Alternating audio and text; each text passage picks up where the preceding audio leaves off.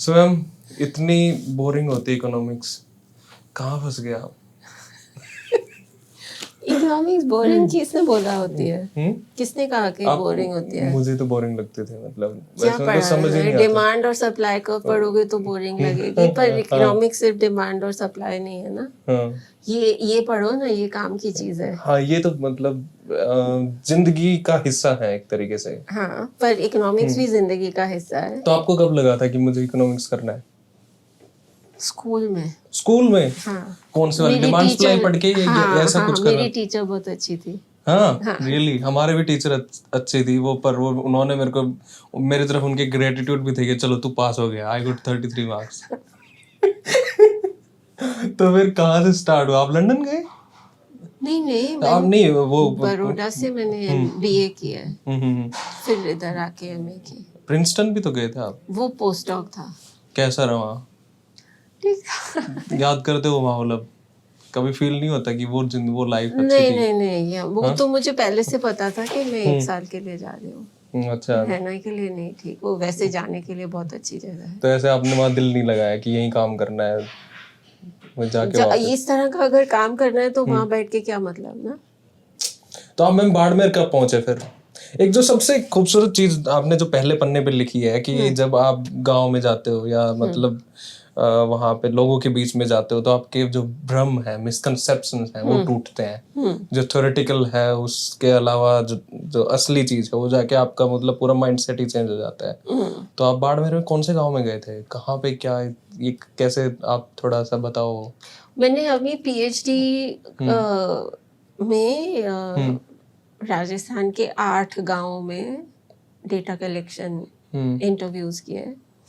तो उसमें 2 गांव बाड़मेर के थे, 2 उदयपुर के थे, 2 जयपुर के और 2 बीकानेर के। अच्छा। और सबसे पहले बार मैं बाड़मेर गई गांव का देखना, मतलब कौन से वाला गांव था वैसे बाड़मेर में? 2 थे ना, तो एक चोटन में गांव है सुकालिया और दूसरा धोरीमना में है खरड़।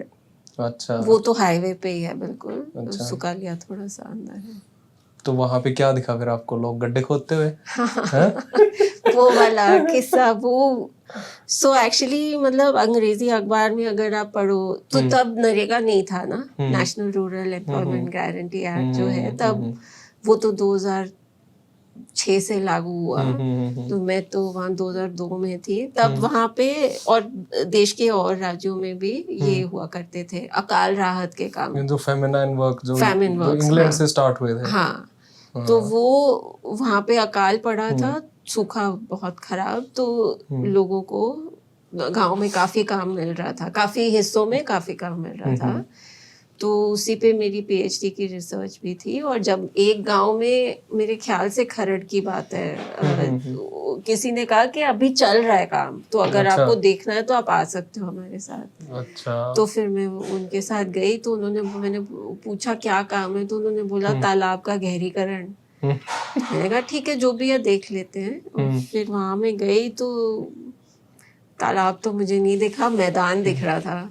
और मैदान, हाँ, मैदान में तो मिट्टी होती है, और मैदान में लोग इधर से अपनी तगारी भर के उस तरफ जाके डाल रहे थे। तो तब मुझे ख्याल आया कि ये तो पता नहीं तालाब इसको क्यों बोल रहे हैं, ये तो मैदान है। और तब मुझे ये याद आया कि अंग्रेजी अखबारों में इन सूखा राहत कामों की काफी निंदा होती है कि कुछ फालतू के काम है, प्रोडक्टिव नहीं है कुछ। तो मुझे लगा कि हाय शायद वो ठीक ही बोल रहे हैं अखबारों में जो लिख रहे हैं। पर फिर उसके बाद 1 साल बाद उन्हीं 8 गांवों में जाके मैंने फिर से रीसर्वे किया, क्योंकि फिर से लोगों को काम मिला था। तो वो जो दूसरा रीसर्वे था वो बरसात के बाद था। ओके। और फिर से वो जाके जगह देखी, तो वो तो सच में बहुत तालाब भरा हुआ था, अलग अलग पानी से। एक तरफ महिलाएं अपने कपड़े धो रही थी, कोई बकरी चरा रहा था, बकरियां पानी पी रही थी।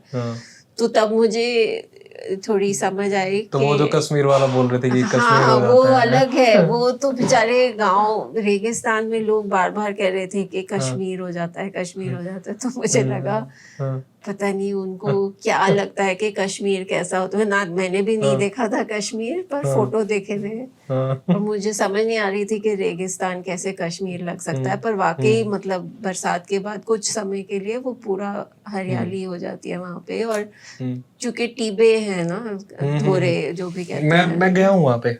मुनाबा एक जगह है, मुनाबा साइड में, और वहाँ पे क्या होता है, स्टेशन भी हुआ हाँ मुनाबा लास्ट स्टेशन है इंडिया की तरफ से। तो वहाँ पे क्या है कि ये गाने वाने वाले लोग भी काफी हैं। तो मैं लंगा और मानियार, तो उन्हीं के गांव में गया था मैं अपनी फिल्म के म्यूजिक के लिए।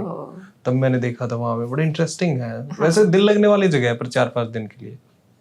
हाँ नहीं, मेरे लिए तो और भी ज्यादा, क्योंकि मैंने तो काफी टाइम। तो मैम एक बात बताओ आप मेरे को, सॉरी टू इंटरप्ट, कि ये जो हम फेमिनाइन वर्क आप जो बता रहे थे जो इंग्लैंड में हुआ करता था, हम सारे कॉपी पेस्ट मार देते हैं स्कीम वहां से, या कुछ नया था इसमें कॉपी पेस्ट तो मैं नहीं कहूँगी, नहीं कॉपी पेस्ट नहीं था।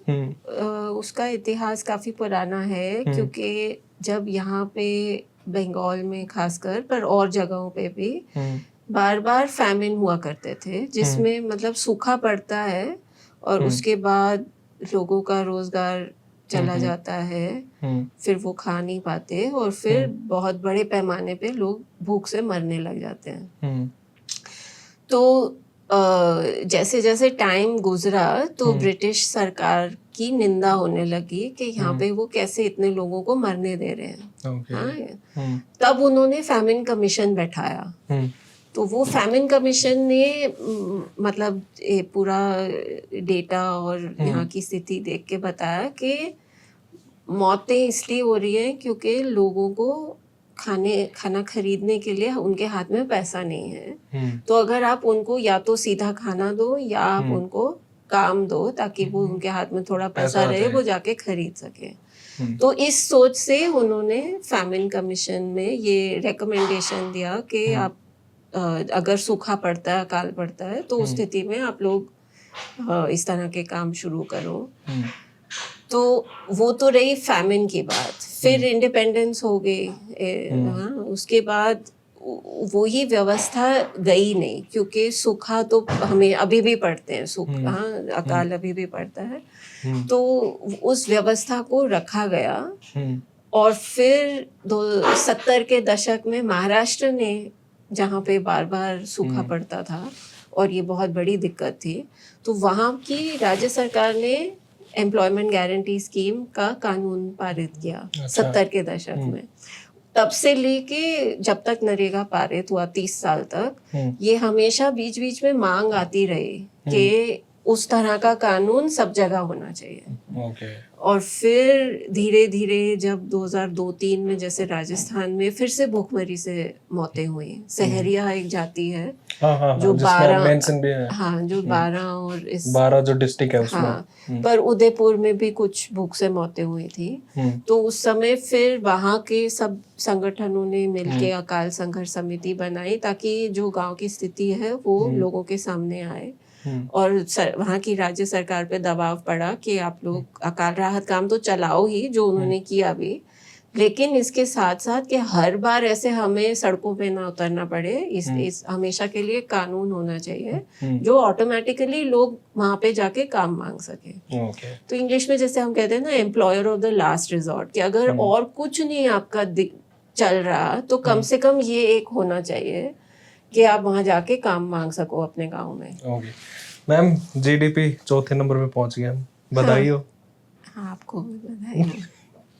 क्या फायदा हुआ, कुछ पैसे वैसे आए आपकी जेब में? मेरी जेब में तो नहीं आए।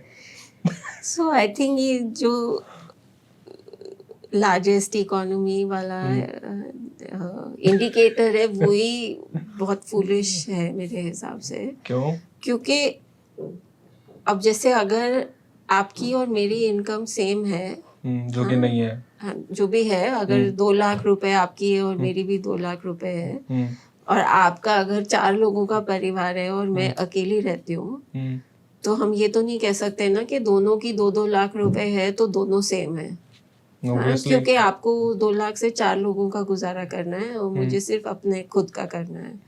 तो उसी तरह से ये जो 4th लार्जेस्ट या 5th लार्जेस्ट जो भी जीडीपी है, उसमें जो हमारे आगे वाले देश हैं उनमें जर्मनी और जापान की जनसंख्या तो बहुत कम है ना। जर्मनी की 8 करोड़, जापान की 12 करोड़ के हाँ जो आसपास। भी हाँ, तो अगर आप पर कैपिटा टर्म्स में प्रति व्यक्ति देखोगे तो इंडिया का रैंक 123 के आसपास है।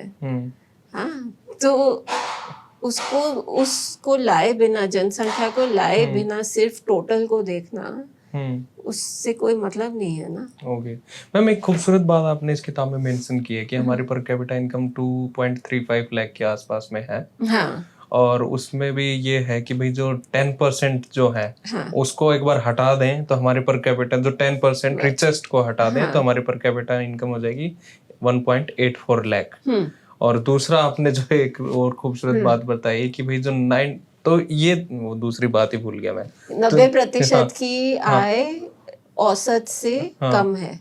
औसत 2.3 लाख है, लेकिन 90% लोग औसत से कम कमाते हैं। तो इसमें मैम ये एक तो इकोनॉमिक जो असमानता है, एक तो ये चीज, और फिर ये मतलब ये हो क्या रहा है, ये है क्या सीन की मतलब लोग एक तो इतना पैसा कमा रहे हैं, एक इतना पैसा कमा रहे हैं, और वो जो पर कैपिटा इनकम है अगर हम उसको कंपेयर कर रहे हैं किसी दूसरी कंट्री के साथ में, तो उसमें तो हमारे आसपास भी नहीं है इतनी पर कैपिटा इनकम है लोगों की।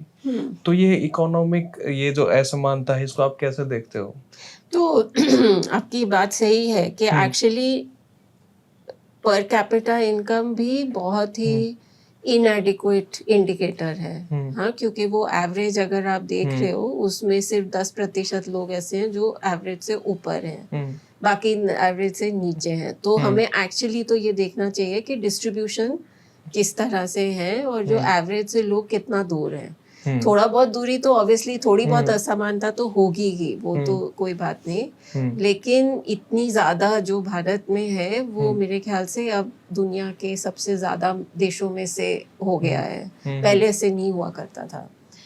और मेरे ख्याल से आर्थिक तो सवाल है ही ये, और एक प्रॉब्लम है, पर नैतिक सवाल भी है, क्योंकि क्या आपको ये मान्य है कि हम ऐसे समाज में रहें जहाँ पे किसी के पास रहने की जगह नहीं है, ढंग का खाने की व्यवस्था नहीं है, मतलब डिग्निफाइड लाइफ नहीं जी सकते। और कुछ लोगों की ऐसी स्थिति है कि साल भर तक शादी मना रहे हैं दुनिया भर में। सो मेरे ख्याल से वो एक नैतिक सवाल भी बहुत अहम है हमारे लिए, एक समाज के रूप में हमारे लिए बहुत बड़ा सवाल है जिस पे हमको सोचना चाहिए। लोग तो सोचते ये गैप कैसे फिल होगा, ये डिस्पैरिटी वाला कैसे फिल होगा? इसका सलूशन क्या है? मेरे ख्याल से मतलब अगर आप रिसर्च देखो इकोनॉमिक्स में, पूरे दुनिया में हिस्टोरिकली एक्सेट्रा, एक चीज जो बहुत इफेक्टिव है वो है अच्छी शिक्षा। कि अगर लोगों को अच्छी शिक्षा मिलेगी तो उनकी सोशल मोबिलिटी, इस तरह की मोबिलिटी बढ़ती है। तो एक स्थायी उपाय तो है कि हमें शिक्षा में बहुत ध्यान देना चाहिए, उसमें ज़्यादा पैसा डालने की भी ज़रूरत है ताकि वो गुणवत्तापूर्वक शिक्षा हो। और दूसरी तरफ ये भी कि जो शिक्षा व्यवस्था में काम कर रहे हैं वो जवाबदेह भी हो, अकाउंटेबिलिटी हो। हाँ, तो उनको समझ आए कि सिर्फ हम नौकरी मतलब ये काफी, ये पहले प्रॉब्लम हुआ करती थी, अभी भी काफी हद तक है कि टीचर घर पे बैठे रहते हैं और स्कूल नहीं जाते। वो काफी कम भी हुई है टाइम के साथ। कुछ राज्यों में ये पहले से ही प्रॉब्लम नहीं थी, जैसे तमिलनाडु में एक बार हम किसी सरकारी स्कूल में गए और वहाँ पे हमने टीचर से पूछा कि आप आज काम पे क्यों आए हुए हो, तो उन्होंने कहा, उनको समझ नहीं आया ये कैसा फालतू सवाल है। तो हमने कहा कि नहीं, मतलब उनको समझाने के लिए हमने कहा कि जैसे उत्तर प्रदेश में, बिहार में हम जाते हैं तो काफी बार स्कूल में बच्चे खेल रहे होते हैं और टीचर है नहीं, तो इसलिए हम पूछ रहे हैं। तो एक तो उनको समझ नहीं आई कि ऐसे कैसे हो सकता है। फिर उन्होंने कहा कि नहीं हमारे यहाँ चेकिंग बहुत होती है, इंस्पेक्शन होता है। तो हमने कहा नहीं, चेकिंग और वो वाली व्यवस्था तो वहाँ पे भी है। वहाँ पे सिर्फ ये है कि इंस्पेक्टर फोन कर देता है और बोल देता है कि आज तुम्हारी चेकिंग है कि तुम हाजिर रहना, ताकि वो सारे लीपापोती कर सकें।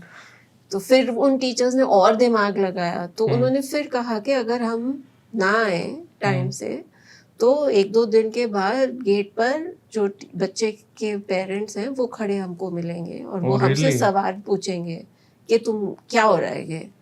तो मेरे ख्याल से ये जो लोगों में ये एक उनको समझना चाहिए कि हमारी जिम्मेदारी है। हाँ, जो वर्क कल्चर है खासकर नॉर्थ इंडियन स्टेट्स में वो अभी भी काफी मतलब उसमें बदलाव लाने की जरूरत। तो लंबे समय के लिए शिक्षा में हमें बहुत ज्यादा ध्यान देने की जरूरत है, जिसमें पहला कदम है कि उसके लिए जितनी भी आर्थिक समर्थन उस क्षेत्र को चाहिए वो मिलना चाहिए। और दूसरा, उसमें जो वर्क कल्चर है उसमें जिम्मेदारी कैसे लोगों के तरफ जो पढ़ा रहे हैं वो अपने आप अपने काम में they should take pride in their work. Bore ना हो। नहीं, बोर नहीं, उनको लगे कि हाँ हम कुछ कर रहे हैं। हाँ, ये जरूरी काम है, ये देश के निर्माण का काम है। और समाज को भी उनको रिस्पेक्ट देना चाहिए, लेकिन समाज भी तभी रिस्पेक्ट देगा जब वो अपना काम अच्छे से करे। मैम, तमिलनाडु और गुजरात शायद वो स्टेट थे जो पहले से मिड डे मील दे रहे थे। हाँ, जो आपने मेंशन किया, मैंने पढ़ा है, देखो। हाँ। फुल मार्क्स मैं आपको 33 से ज्यादा दूंगी। तो मैम, इसमें जैसे अमर्त्य सेन की जो वेलबींग वाली जो बात है, हाँ, कि अगर जीडीपी की असली ग्रोथ तभी है जब जो एक ह्यूमन है उस इकोनॉमी में उसका वेलबींग होए, उसकी वेलबींग की ग्रोथ होए, तो वो कैसे होएगा? तो देखिए, ये आपने जो पहले बात पूछी ना कि जीडीपी नहीं, जो जीडीपी वाली है कि आमतौर पे लोग सिर्फ जीडीपी पे फोकस रह जाते हैं और उसके ना आगे ना पीछे देखते हैं। लेकिन जैसे मैं क्लास में भी कभी पूछती हूँ स्टूडेंट से कि तुम्हें ये बीटेक खत्म करोगे तो आगे क्या अच्छी नौकरी चाहिए। अच्छा, अच्छी नौकरी क्यों चाहिए या अच्छी नौकरी क्या होती है? तो काफी बार वो सब नहीं पर काफी लोग कहेंगे अच्छी नौकरी मतलब अच्छी तनख्वाह। तो मैंने कहा तुम्हें अच्छी तनख्वाह क्यों चाहिए? तो हमें ये समझना है कि जो पैसा है वो एक जरिया है to get something that you like. किसी के लिए अच्छी फिल्में जाके देखना, हाँ, इसलिए आपको पैसा ज्यादा चाहिए। किसी को अच्छे कपड़े पहनने हैं, किसी को बड़ी गाड़ी खरीदनी है। तो हमारे जीवन में पैसा एक इंस्ट्रूमेंटल वैल्यू लाता है, इंस्ट्रूमेंटल रियलिटी है। हाँ, नहीं मतलब वो सिर्फ आपको अपनी कबर्ड में पैसा रख के तो शायद इतनी खुशी नहीं होगी। पैसा इसलिए चाहिए ताकि आप उसको इधर या उधर अपनी मर्जी से खर्च कर सको, चाहे छुट्टी के लिए जा सको या गाड़ी खरीद सको या अच्छी जगह खाना खा सको या जो भी है। तो आई थिंक ये याद रखना जरूरी है कि हम अल्टीमेटली हम ये चाहते हैं कि हम अच्छी जिंदगी जिए। वो अच्छी जिंदगी की परिभाषा सबके लिए अलग होगी, पर उसमें ये जरूर है कि आप चाहोगे कि आप स्वस्थ रहें, हाँ, आपका स्वास्थ्य अच्छा रहे, क्योंकि अगर स्वास्थ्य नहीं अच्छा होगा तो किसी भी हालत में आपकी जिंदगी अच्छी नहीं हो सकती। कितना है हमारा स्वास्थ्य बजट? 2% या 12% क्या? नहीं 1%। सेंट्रल गवर्नमेंट की तरफ से 1% और फिर स्टेट गवर्नमेंट्स खुद भी खर्चा करती हैं तो वो थोड़ा बढ़ जाता है। पर सिर्फ बजट की बात नहीं है, अगर आप आउटकम्स भी देखो भारत में तो 2 या 3 जो आमतौर पे हम शुरुआत के लिए हम जो देखते हैं वो है लाइफ एक्सपेक्टेंसी, कि जब आप पैदा होते हो तो कितनी उम्र तक जीवित रहने की उम्मीद है। हाँ, लाइफ एक्सपेक्टेंसी एट बर्थ। तो वो इंडिया में जब इंडिपेंडेंस हुई तब तो 37 साल शायद थी, सिर्फ 31 था। ओके, ठीक है, बहुत कम थी, 40 से कम थी, हाँ, इन दैट रेंज। और अब वो बढ़ के 62 या 65 उस रेंज में आई है। लेकिन जो देश दुनिया में सबसे ज्यादा लाइफ एक्सपेक्टेंसी जापान में है, वहाँ पे जिसको हमने पछाड़ दिया है। ये देखना पड़ेगा कि लाइफ एक्सपेक्टेंसी में तो वो हमसे 20 साल ज्यादा जी रहे हैं। हाँ, सॉरी मैंने आपको रोक दिया था। तो जापान में लाइफ एक्सपेक्टेंसी 84 या 85 है और इंडिया में 64 या 65 है। सो सो फर्स्ट थिंग इज कि वेलबींग में आप अपना स्वास्थ्य शामिल करोगे। स्वास्थ्य की अगर बात करें तो जीवन है कि नहीं, नंबर 1। दूसरा, हम एक इंडिकेटर देखते हैं, infant mortality rate. Infant mortality rate मतलब क्या जो पहले साल में बच्चा मर जाता है या नहीं। हाँ, तो वो भी भारत में काफ़ी हाई है कंपेयर टू डेवलप्ड कंट्रीज। हालांकि केरला जैसे राज्य में वो विकसित देशों के आसपास है, मतलब वहाँ पे 1000 में से 6 या 8 बच्चे पहले साल में मर जाते हैं। Oh my God. लेकिन भारत में जो औसत है वो 20 के आसपास है, ऑल इंडिया एवरेज। तो these are the things that we should focus on। हाँ, जिंदा रहोगे तब जीडीपी के लड्डू खाओगे। अगर जिंदा ही नहीं रहे या बीमार रहे सारी उम्र, हाँ, सांस नहीं ले पा रहे क्योंकि हवा खराब है, हाँ, प्रदूषण है, तो पहले तो एक बीमारी हो जाती थी तो ही मर जाते थे लोग। हाँ, क्योंकि एक बीमारी आ गई मतलब गया बंदा, मतलब ये सीन था उस टाइम। तो मैम जैसे आपने ये लाइफ एक्सपेक्टेंसी और उससे जो मेरे को दूसरी चीज बुक से याद आई, क्रेडल टू ग्रेव, हाँ, जो स्टेट की रिस्पॉन्सिबिलिटी है, पालने से मौत तक, मेरा सही हिंदी अनुवाद है तो ताबूत तक, मतलब उसमें क्या आप स्टेट की क्या आपके लिए रिस्पॉन्सिबिलिटी है और क्या वो रिस्पॉन्सिबिलिटी एक बर्डन है? हाँ, तो मेरे ख्याल से काफी तरह के इकोनॉमिस्ट, अर्थशास्त्री इस तरह के सरकारी हस्तक्षेप को बोझ मानते हैं, बजट पे बोझ, कि ओहो अब शिक्षा पे खर्च करो, अब स्वास्थ्य पे खर्च तो करो। करोगे किस पे? हाँ, नहीं, उनको लगता है कि इंडस्ट्री पे खर्च करो, उनको रियायत दो और ये सब। तो मैं भी ये मानती हूँ कि पहले तो ये कि अगर हम अपने लोगों में इन्वेस्ट कर रहे हैं, उनको अच्छी शिक्षा दे रहे हैं, उनको अच्छे स्वास्थ्य की उनका बंदोबस्त कर रहे हैं, तो हमें इसको इन्वेस्टमेंट समझना चाहिए, लोगों में इन्वेस्टमेंट, अपने लोगों में। हाँ, वो उनका हक है, वो अलग बात है। वो सबसे पहली बात है कि हमारा जो संविधान है उसकी प्रस्तावना में लिखा है social justice, economic justice for all, equality and justice for all. तो लोगों का हक है नंबर 1। अगर हक को अभी हम बात ना करें तो भी जब खर्च कर रहे हैं तो हमें इसको फालतू खर्च ना समझ के इन्वेस्टमेंट समझना चाहिए, क्योंकि अगर भारत में हमारा सबसे बड़ी ताकत हमारे लोग हैं, अगर हमारे लोग ही अशिक्षित होंगे और या खराब शिक्षा पाएंगे या अस्वस्थ होंगे तो फिर हम कैसे विश्व गुरु बन सकते हैं। सो आई थिंक इसको अगर हम उस नजरिए से देखें तब ये बोझ आप नहीं समझ सकते। और भारत में ऑलरेडी ये बहुत बड़ी प्रॉब्लम है दोनों शिक्षा और स्वास्थ्य के क्षेत्र में कि इसमें बहुत निजीकरण हो चुका है। तो एक उदाहरण शायद इस किताब में भी है कि अगर आप प्राथमिक स्तर पे देखो कि कितने बच्चे सरकारी स्कूल में जा रहे हैं और कितने निजी स्कूल में जा रहे हैं, तो इंडिया में ऑलमोस्ट 50% बच्चे प्राथमिक स्तर पर निजी स्कूल में अब दाखिल हैं। और अगर अमेरिका जैसे देश में देखो, जिसको हम कैपिटलिस्ट और मार्केट बेस्ड इकोनॉमी और ये सब मानते हैं, वहाँ पे प्राथमिक स्तर पर निजी स्कूल में 10% से कम बच्चे हैं। वहाँ की पूरी शिक्षा की व्यवस्था, लगभग पूरी व्यवस्था सरकारी है, स्टेट की रिस्पॉन्सिबिलिटी है। That's right. तो वहाँ पे एक तरह से कॉमन स्कूलिंग सिस्टम अगर होगा ना कि सभी मतलब रिचेस्ट और पोरेस्ट के बच्चे एक ही स्कूल में जाएं, तो ऑब्वियसली वो स्कूल पे दबाव पड़ता है, उस टीचर को पसीना आएगा। वो अगर उनकी क्लास में टाटा या बिरला या किसी के भी बच्चे बैठे हैं तो वो घर पे नहीं बैठे रहेंगे टीचर, वो आएंगे और वो आके पढ़ाएंगे। तो अगर कॉमन स्कूलिंग सिस्टम होता है, सभी के बच्चे एक ही व्यवस्था में पढ़ते हैं, तो वो व्यवस्था की गुणवत्ता पे अच्छा असर पड़ता है।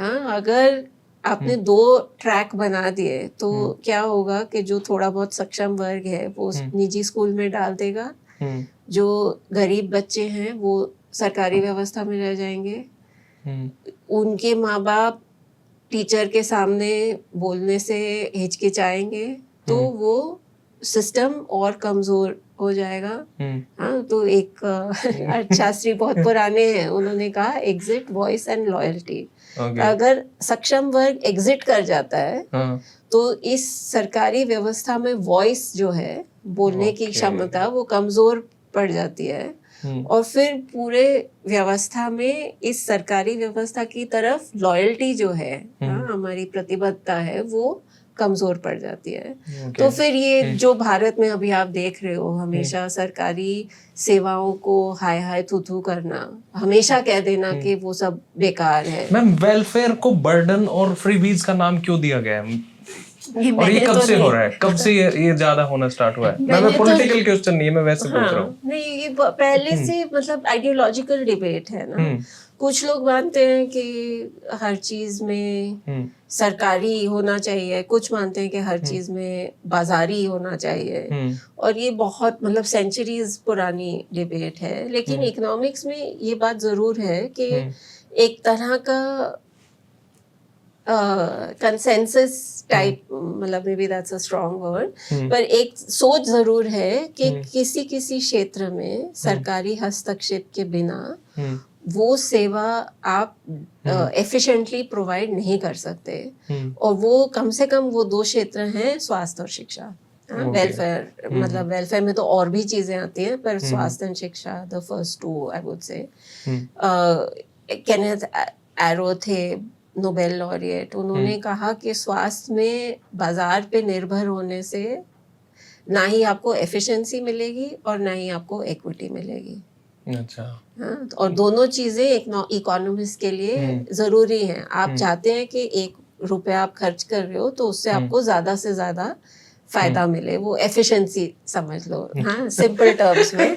और इक्विटी ये कि कोई छूट ना जाए। अगर निजी व्यवस्था होगी, चाहे स्वास्थ्य हॉस्पिटल हो चाहे स्कूल हो, तो फिर जिसके हाथ जेब में पैसा है वो खरीद लेगा अच्छी सुविधा, और जिसके हाथ में पैसा नहीं है वो सरकारी में जहाँ पे पैसा नहीं लगता वो वहाँ जाएगा। लेकिन सरकारी में हमेशा गुणवत्ता हो वो जरूरी नहीं है, पर वहाँ गुणवत्ता ना हो वो भी जरूरी नहीं है। आप एम्स देख लो, सफदरजंग देख लो। मैम, लोग मतलब वो जीते जाते स्मारक हैं, जैसे प्रधानमंत्री कहते हैं ना, जीते जाते स्मारक। हाँ। वो जीते जाते स्मारक है हिंदुस्तान के मेडिकल और हेल्थ केयर का। नहीं, आई थिंक वो अभी भी अगर आप किसी से पूछो जिसकी अगर पहुंच है तो वो अभी भी एम्स जाना चाहेंगे, क्योंकि वहां पे एक तरह की तसल्ली है कि आपको जबरदस्ती फालतू के टेस्ट, फालतू के ऑपरेशन नहीं करवाएंगे, क्योंकि उनको खुद को फायदा थोड़ी है। हाँ, जब आप निजी हॉस्पिटल जाते हो तो उनका तो उसमें इंटरेस्ट है कि इसको 6 टेस्ट करा दो, हालांकि आपको पता है कि सिर्फ एक्सरे से काम चल जाएगा। आप बोल दो एक्सरे भी, सीटी स्कैन भी, MRI भी, सब करवा दो। आपको तो पता नहीं है ना कि आपको किसकी जरूरत है या डॉक्टर को किसकी जरूरत है, आपकी स्थिति पैसे कमाने वाला सीन है। एग्जैक्टली। दवाई में भी वो इस तरह, पर अगर आप सरकारी व्यवस्था में जाओगे तो उनको तो कोई फायदा नहीं है ना फालतू के टेस्ट करवाने से, उन्हीं का खुद का टाइम खराब होगा। पहले से इतनी ज्यादा लंबी लाइन तो जहाँ पे लोगों का एक्सेस है, एम्स या सफदरजंग या और भी इस तरह के हॉस्पिटल्स हैं देश में सरकारी, तो वो वहाँ पे जाना पसंद करते हैं। पर दिक्कत ये है कि सिर्फ एक ही एम्स है, एक ही सफदरजंग है। अगर उस तरह के सभी बहुत सारे होते तो निजी हॉस्पिटल्स के लिए अपना काम करना बहुत मुश्किल हो जाता है। ओके। आधार कार्ड बनवा लिया आपने? जबरदस्ती इनकम टैक्स के लिए तो जबरदस्ती बनवाया। हाँ, क्या करें? तो इनकम टैक्स भरना था आपको, तो चोरी कर लेते इनकम टैक्स। नहीं, ऐसे थोड़ी होता है। नहीं करते तो लोग। हम तो सबको कह रहे हैं कि आप खुशी से टैक्स भरो ताकि स्कूल में बच्चों के लिए अंडे के लिए पैसे रहे। तो ये आधार का क्यों इसके खिलाफ हो बेचारे, इस छोटे से पतले से कार्ड के पीछे? बेचारा तो खैर बिल्कुल भी नहीं है। आप ये हथियार है, ये खतरनाक बहुत। और आई डोंट नो, आपको कभी जाके दिल्ली में आप जाके देख लो, जो आधार करेक्शन सेंटर है वहाँ पे कितनी लंबी लाइन लगती है और लोग कितने परेशान हैं। बहुत दूर जाने की जरूरत नहीं है। एक प्रगति मैदान में है शायद सेंटर और एक कश्मीरी गेट में भी है। दोनों सेंटर में आपको सिर्फ दिल्ली के नहीं, पूरे आसपास के इलाकों के लोग आएंगे, दिखेंगे, जो रो रहे हैं, कगार पे नहीं है, रो रहे हाँ हैं। हाँ हाँ। हाँ, तो मेरे ख्याल से आधार जब लाया गया, सरकारी सेवाओं को विस्तृत करने का एक सहारा टाइप्स। नहीं, वो झूठ था मेरे हिसाब से, वो एक मुखौटा था। हाँ। और एक्चुअली उनको ये चाहिए था कि सबको एनरोल करें, और फिर ये लंबी कहानी है। अच्छा, शॉर्ट में आप बता दो इसका। हाँ एक एक दो दो उसमें जैसे आपने चैप्टर लिखे ना, इसमें वैसे वैसे हाँ, करके। तो देखिए, अगर अभी जैसे हमारी लाइफ, मतलब पहले जो हमारी लाइफ थी, उसमें मेरा एम्प्लॉयमेंट रिकॉर्ड आईआईटी दिल्ली के पास है, ठीक है, मेरा बैंकिंग इंफॉर्मेशन एसबीआई के पास है, मेरी क्या मैं पिक्चर देखती हूँ नेटफ्लिक्स या प्राइम पे, वो मेरे उस अकाउंट में है। इस तरह से मेरे डिजिटल तो सब कुछ था, हाँ, पर वो सब अलग अलग डिब्बों में था, साइलोज अलग अलग थे, साइलोज। अब ये आधार से ये क्या करना चाह रहे थे कि हर एक उस साइलो में ये एक यूनिक नंबर अगर जुड़ जाए, तो वो इस नंबर से मेरी पूरी जिंदगी का डेटा खींच सकते हैं। तो मतलब वो अलग अलग साइलो के बीच वो एक ब्रिज बना रहे हैं, ताकि वो मेरी पूरी जिंदगी, मतलब रितिका क्या खाती है, क्या देखती है, उसका इनकम टैक्स कितना आ रहा है, जा रहा है, उसका हेल्थ रिकॉर्ड आईआईटी में जो है वो क्या है, ताकि आप एक पूरा मेरी जिंदगी को अपने सर्वेलेंस भी और डेटा माइनिंग भी। आप ये भी चाह रहे हैं कि अच्छा, अगर रितिका रोज रात को रेड मीट ऑर्डर कर रही है, तो हो सकता है वो वाली जानकारी हेल्थ इंश्योरेंस कंपनी के बड़ी काम की है कि एक तो वो काम जो करती है वो सारा टाइम डेस्क पे बैठने वाला काम है, रात को वो रेड मीट खा रही है, अगर शराब पीती है तो शराब की भी वो इन्फॉर्मेशन अगर जोड़ देंगे, तो वो कहेंगे कि ये तो बहुत हाई रिस्क पेशेंट है, इसको हम इंश्योरेंस नहीं देंगे, या हम इसको इंश्योरेंस बहुत हाई प्रीमियम पे देंगे। हाँ, so that kind of data mining becomes possible कि आप कहीं से आप एक चीज ले लो, दूसरी जगह से आप कुछ और ले लो। अच्छा, रितिका यूट्यूब पे क्या वीडियो देखती है, या कितने व्यूज आए, नहीं, क्या देखती है, अच्छा, उस हिसाब से उनको समझ आएगा कि उसको कपड़ों की ऐड भेजें या उसको किताबों की ऐड दिखाएं।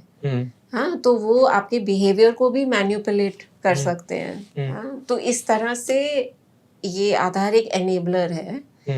सर्वेलेंस तो सरकार की तरफ से, और इधर से जो कंपनी का उद्धार, इसलिए उस किताब का टाइटल है आधार से किसका उद्धार। हमें कहा गया कि गरीबों का उद्धार होगा, एक्चुअली उनका तो बहुत बड़ा नुकसान हो रहा है, और उद्धार एक्चुअली इन कंपनियों का है। और इसके अलावा जो आपको पता नहीं आप कितनी उम्र के थे जब आधार आया, तब उन्होंने कहा मिडिलमैन, हाँ, मिडिलमैन हट जाएगा। अच्छा, हाँ, कि डायरेक्ट रितिका को बेनिफिट मिलेगा, पर एक्चुअली डायरेक्ट तो है नहीं, क्योंकि पहले आधार बनवाने के लिए मिडिलमैन है, आधार में सुधार का, कभी डेट ऑफ बर्थ, कभी एड्रेस, कभी स्पेलिंग, कभी कुछ, उसके सुधार के लिए भी मिडिलमैन है। फिर आपको अगर कोई भी बेनिफिट चाहिए तो आपको आधार को किसी ना किसी चीज से लिंक करना है। हाँ, अगर आपको राशन चाहिए तो राशन वाले डेटाबेस से लिंक करोगे, उसके लिए भी मिडिलमैन है। आपको बैंक से लिंक करना है, उसके लिए भी मिडिलमैन है। तो पूरी एक मिडिलमैन की इंडस्ट्री बन गई है जो आधार का काम कर रही है। अच्छा, एक नया पूरा सेटअप स्टार्ट हो गया। एग्जैक्टली, तो मैंने तो ये भी कहा है कि आधार एक्चुअली आईटी सेक्टर के लिए नरेगा है। उनकी दाल गला रहा है, क्योंकि गांव में 2-2, 4-4 इस तरह के कियोस्क आपको मिलेंगे जो यही काम कर रहे हैं। सरकारी रेट 50 रुपए है, वो 100 रुपए, 500 रुपए कुछ भी मांग सकते हैं। हाँ, जो मुफ्त सेवा है उसके लिए भी थोड़े 10-20 रुपए ले लेते हैं, और हर बार आपको लोगों को भगाते रहते हैं कि अब ये ठीक करो, अब वो ठीक करो, अब EKYC करो, अब कुछ तो ये सरकार हमारे साथ ऐसा खेल क्यों खेल रही है, क्यों खेलना चाह रही थी वो, जब 2009 से स्टार्ट हुआ? तो मेरे ख्याल से क्यों हम ये एक सर्विलेंस सवाल स्टेट हाँ बनने की ओर नहीं, ये अग्रसर सिर्फ हैं? सर्वेलेंस स्टेट की बात नहीं थी, वो डेटा माइनिंग की बात है। मतलब वो अपने मुनाफे के लिए, प्रॉफिट के लिए कर रहे थे। पर क्यों किया, अब ये तो हमारे लिए बाहर से समझना मुश्किल है। पर थोड़ा हम हाइपोथेटिकली कि काफी लोग मान गए, जो इन्होंने मुखौटा लगाया ना कि इससे नरेगा में सुधार होगा, पीडीएस में सुधार होगा, तो कुछ लोग हो सकता है वो मान गए कि हाँ इससे होगा, तो इसलिए उन्होंने कर दिया। आई क्या थिंक यही चीजें वोटर कार्ड के थ्रू नहीं हो सकती थी? नहीं, वो नहीं, आई थिंक आधार का पर वो बच्चों का मकसद भी, था हाँ, ही नहीं अच्छा, लोगों का हाँ, मदद भला करना। करना। हाँ, उनका मकसद मेरे ख्याल से हमेशा ये था कि ये हमें डेटा माइनिंग में काम आएगा। हाँ।